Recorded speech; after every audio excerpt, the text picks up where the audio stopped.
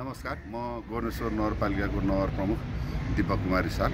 आज हामी शहीद गङ्गालाल हस्पिटल चाहिँ गोर्नेश्वर नगरपालिकाले त्यहाँ चाहिँ धेरै ज्येष्ठ नागरिकहरू चाहिँ विभिन्न मुटु रोग सम्बन्धीको चाहिँ सबभन्दा धेरै चाहिँ यो शहीद गङ्गालालमा चाहिँ उपचार गर्न आउनुहुन्छ र यसमा चाहिँ हामीले आज सम्झौता गरेका छौँ।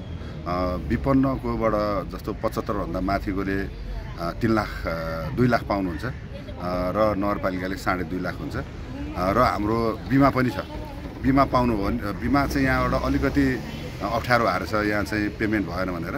नत्र नगरपालिकाले गरेको सम्झौतामा नगरपालिकाको 50,000, विपन्नको 1 लाख र 1 लाख चाहिँ बिमाको गर्दा 2.5 लाख बराबरको उपचार चाहिँ यहाँ चाहिँ अहिले गोर्नेश्वर नगरपालिकाको सम्झौता आज भएको छ।